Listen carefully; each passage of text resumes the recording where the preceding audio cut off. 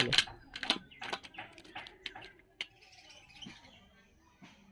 নমস্কার, সুমতি রেসিলে সবাইকে স্বাগত। আরও একটি জনপ্রিয় রান্না নিয়ে আপনাদের সামনে আজকে চলে এসেছি। আজকে করব আমি মৌরালা মাছের একটি পদ। চলুন রান্নাটা শুরু করে দিই।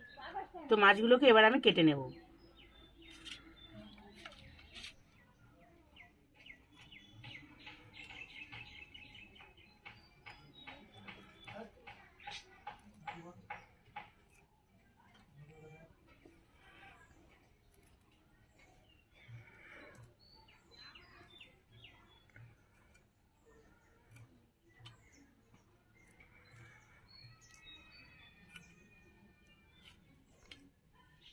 বন্ধুরা, মাছগুলো আমি কেটে ভালো করে ধুয়ে নিয়েছি। তো এবার আমি আনাজ কাটবো আর আপনাদেরকে যেগুলো উপকরণ দিয়ে রান্না করব সেগুলো আমি আপনাদেরকে দেখিয়ে দিচ্ছি। বন্ধুরা, সর্ষের তেল, স্বাদ মতো লবণ, হলুদ, আর এখানে আমি গোটা জিরে আর মরিচ নিয়েছি, আর এখানে নিয়েছি মৌরি, কাঁচা লঙ্কা, টমেটো, আর এর মধ্যে আছে কালো জিরে ফোড়নে।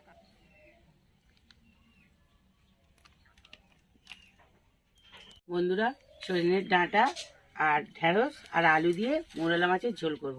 তো আমি ঢ্যাঁড়সটা আগে ভিজিয়ে রেখেছিলাম, এবার আমি কেটে নেব।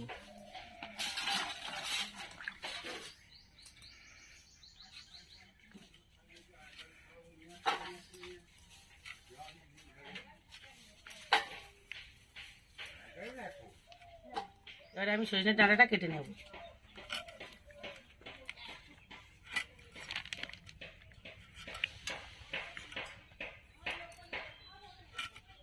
সরু সরু ডাঁটা তো একটু অল্প অল্প করে ছাড়িয়ে নেব।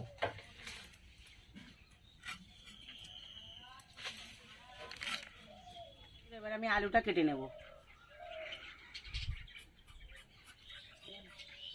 বন্ধুরা, রান্নাটা কিন্তু খুব জনপ্রিয় রান্না, আপনারা স্কিপ না করে পুরোটা দেখবেন।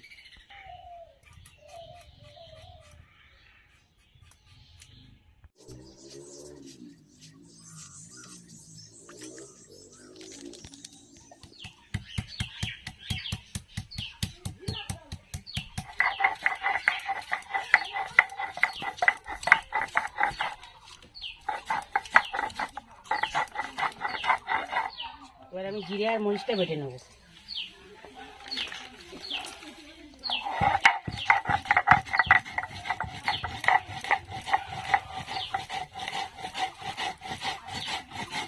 এবার আমি মৌরিটা বেটে নেব।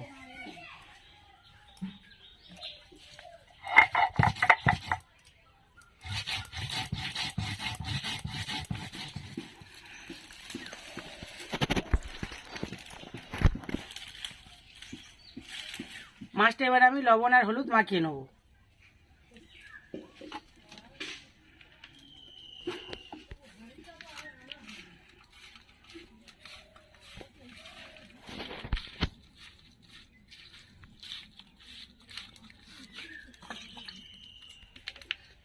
কড়াতে আমি তেল দিয়ে দিচ্ছি।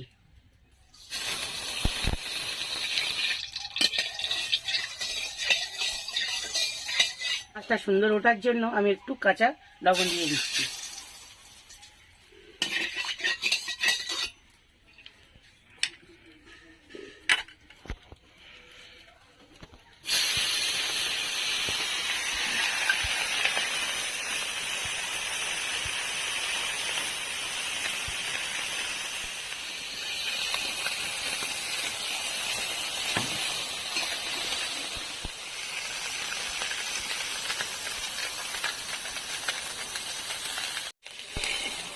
বন্ধুরা, দেখুন আমার মাছ একটাও ভাঙেনি।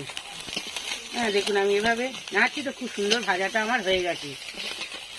এই দেখুন মাছটা আমার খুব সুন্দর ভাজা হয়েছে।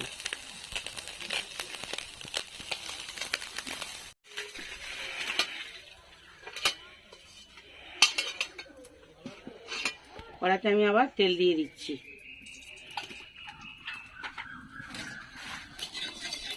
এবার আমি ঢ্যাঁড়সটাকে ভেজে নেব।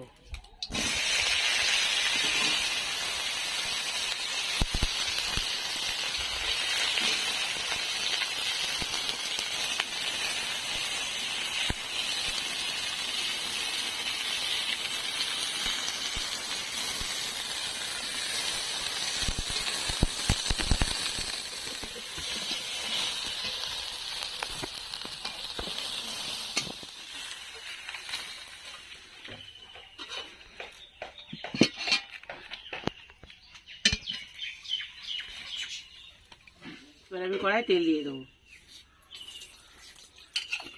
জিরে দিয়ে দেবো, এর মধ্যে আলুটা আমি দিয়ে দেবো।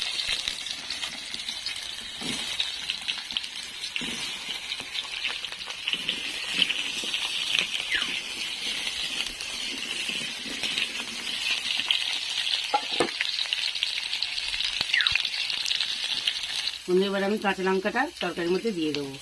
আপনারা চাইলে শুকনো লঙ্কাও ব্যবহার করতে পারেন, গুঁড়ো লঙ্কা। আমি এখানে কাঁচা লঙ্কা ব্যবহার করলাম।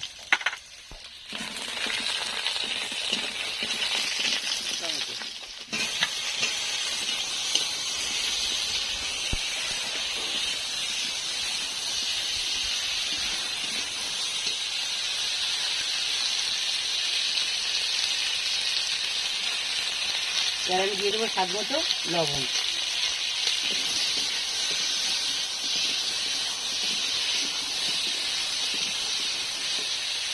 আমি আদা বাটাটা দিয়ে দিলাম।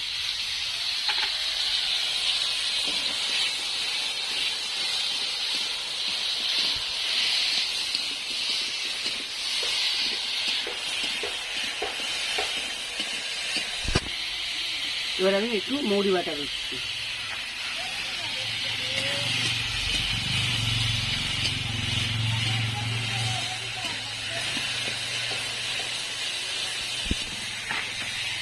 এবার আমি ওর মধ্যে জিরে বাটাটা দিয়ে দিচ্ছি।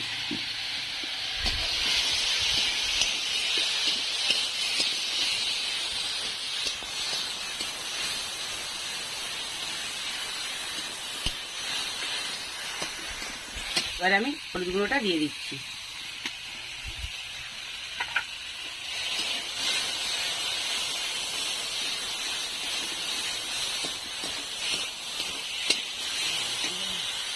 এটা যাতে না ধরে যায় তার জন্য আমি একটু জল দিয়ে দেবো।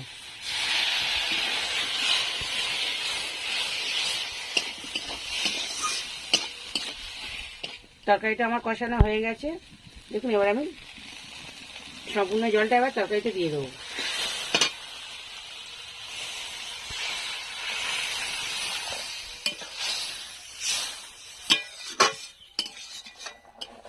তরকারি আমার ফুটে গেছে, এবার আমি সজনের ডাঁটাগুলো দিয়ে দেবো।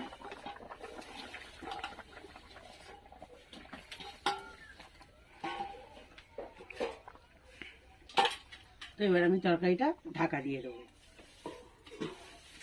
বন্ধুরা, এটা গ্রাম বাংলার জনপ্রিয় রান্না, আর মৌরালা মাছের ঝোল খেলে খুব পেট ঠান্ডা হয়। আপনারা করে এভাবে খেয়ে দেখবেন।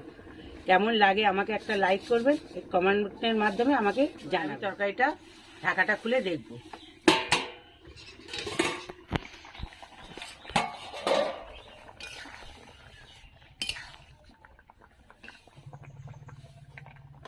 আলু তো আমার সিদ্ধ হয়ে গেছে, ডাঁটাও সিদ্ধ হয়ে গেছে। এবার আমি যে ঢ্যাঁড়সটা ভেজে রেখেছিলাম সেটা আমি এবার এর মধ্যে দিয়ে দেবো।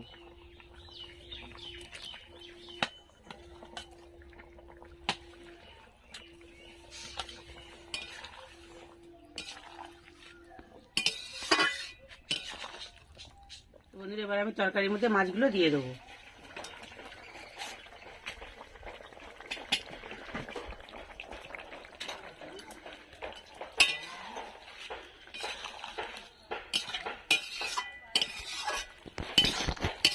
এবার তরকারিটা আমার হয়ে গেছে, দেখুন। এবার আমি নামিয়ে নেব। দেখুন বন্ধুরা, তরকারিটা আমার হয়ে গেছে। তো দেখুন, আমি ঢ্যাঁড়স তো ভেজে তরকারিটা করলাম। এবার দেখুন আমার ঢ্যাঁড়স একটুও ভাঙেনি, যেমন ঢ্যাঁড়স তেমনই আছে, একটুও ভাঙেনি।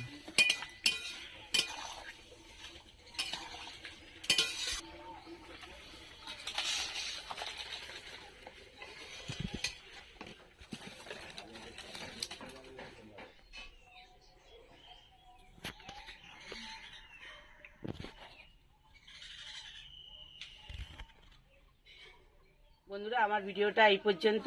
তো আমার এই ছোট্ট রেসিপিটা আপনাদেরকে উপহার দিলাম। আর আমার এই ছোট্ট চ্যানেলটির পাশে থাকার জন্য একটা সাবস্ক্রাইব করে দেবেন। আর যদি ভিডিওটি ভালো লেগে থাকে একটি কমেন্ট করে দেবেন আর একটি লাইক করে দেবেন।